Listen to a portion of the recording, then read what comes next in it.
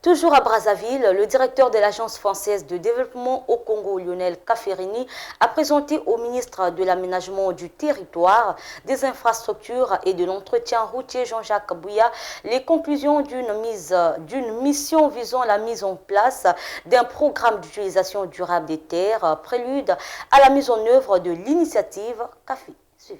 Suite à la signature d'une lettre d'intention partenariat CAFI entre les présidents congolais et français en septembre 2019, l'Agence française de développement a répondu favorablement à la demande congolaise et du programme CAFI et va mobiliser des fonds d'un montant global de 45 millions d'euros divisés en deux phases pour soutenir la République du Congo dans ses stratégies d'aménagement du territoire et de préservation des ressources naturelles. C'est en substance le principal message du directeur de l'AFD au Congo, Lionel Kaferini, lors d'une réunion qu'il a eue avec le ministre de l'Aménagement du territoire, des infrastructures et de l'entretien routier. Le Congo s'est engagé à atteindre un certain nombre de jalons pour préserver ses ressources naturelles, pour développer sa politique d'aménagement, pour renforcer la gestion de ses ressources naturelles.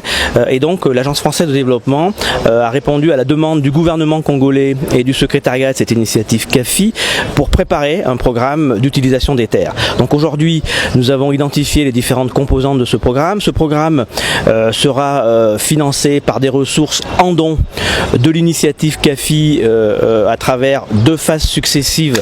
La première de 15 millions de dollars, la deuxième d'environ 15 à 20 millions de dollars. Donc 30 à 35 millions de dollars seront mobilisés par l'initiative CAFI dont les fonds seront délégués à la gestion de l'Agence française de développement. Et par ailleurs, la France, au travers de l'Agence française de développement, mobilisera 15 millions d'euros également en don pour contribuer au financement de ce programme. La deuxième phase, elle, se veut très opérationnelle, notamment dans l'accompagnement des porteurs de projets. La deuxième phase, elle, sera, j'allais dire, plus opérationnelle.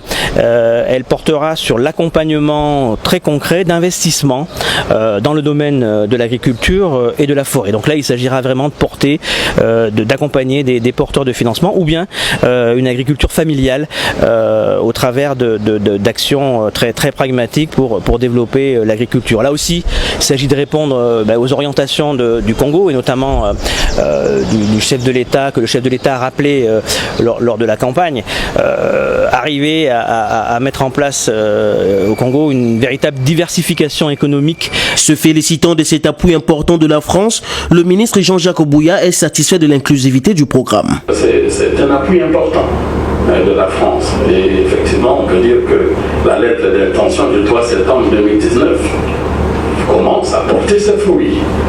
Je suis satisfait du fait que vos ateliers ont pris en compte l'ensemble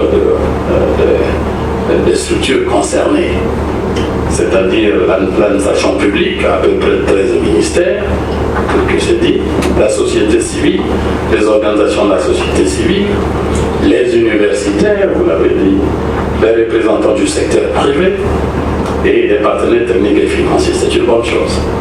Que tout cela mis en cohérence, tout ce beau monde ensemble, nous sommes sûrs que cette première phase va bien se dérouler de telle sorte que la seconde soit engagée. La signature des conventions de financement interviendra d'ici octobre 2021 pour une mise en œuvre effective de ce programme à l'horizon 2022.